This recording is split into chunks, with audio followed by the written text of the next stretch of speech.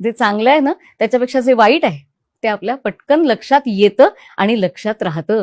आणि म्हणूनच मला वाटतं युधिष्ठिराने दिलेलं उत्तर हे खूप खरं आहे.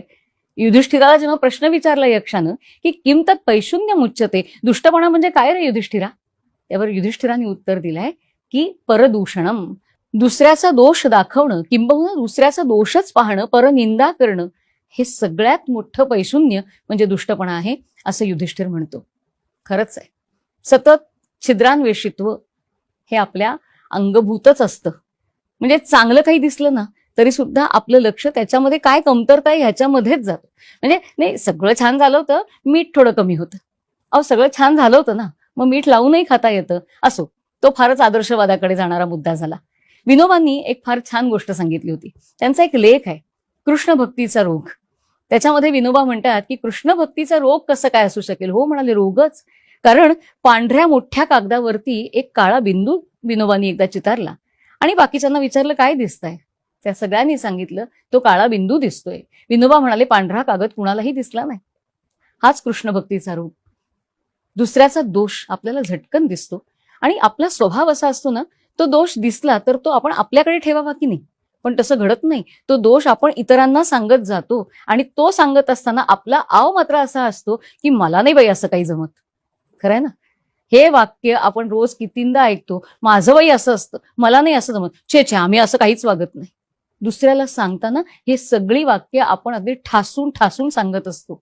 पण समोरच्याच्या दृष्टीतनं पाहिलं तर तेवढेच दोष किंवा तेवढीच दूषणं आपल्यातही असतात. म्हणून आपल्याकडे छान म्हण आलेली आहे की समोरच्याकडे जेव्हा एक बोट करताना तेव्हा बरीचशी बाकीची बोटं आपल्याकडे असतात. तेव्हा आधी आत्मपरीक्षण करावं आणि मग समोरच्यातलं दूषण शोधून काढावं. समोरच्यातला दोष जरूर शोधून काढावा, पण तो दोष दाखवण्यासाठी नाही, तर तो दोष अत्यंत चांगल्या शब्दामध्ये जर त्याला सांगता आला तर तो सांगावा, जेणेकरून त्याला अपमानास्पद वाटणार नाही, पण त्या दोषावरती तो काम करू शकेल आणि त्या दोषाला कसं पुसता येईल याच्यासाठी तो विचार करू शकेल. पण हे असं प्रत्येक वेळेला घडतं असं नाही. युधिष्ठिराने किती छान सांगितलं, परनिंदा हा सगळ्यात मोठा दोष आहे माणसाचा. नामदेव महाराजांनी फार छान सांगितलंय. नामदेव महाराज म्हणतात, मन मेरो गजू जिव्हा मेरी काती. माझं मन हा गज आहे, म्हणजे टेप. टेलरकडे असते ना ती टेप आहे. काय करायचं त्या टेपनं, रोज रात्री मोजून पाहायचं की मी पुढे गेले चांगल्या वागण्यात का आहे तिथेच आहे का 4 पावलं मागे चालली. मन मेरो गजू जिव्हा मेरी काती, आणि माझी जिव्हा ही कात्री आहे.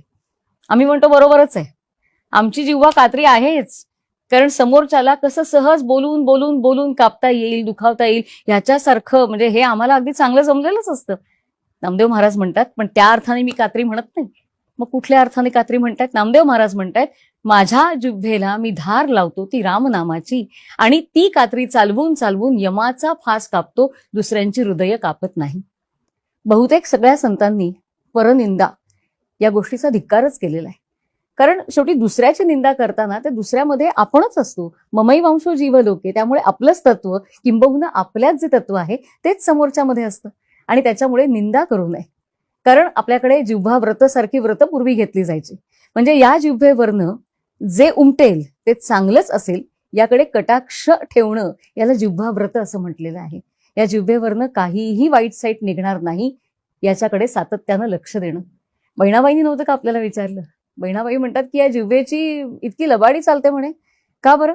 कारण तिला खायला गोड आवडतं पण बोलायला मात्र कटू आवडतं.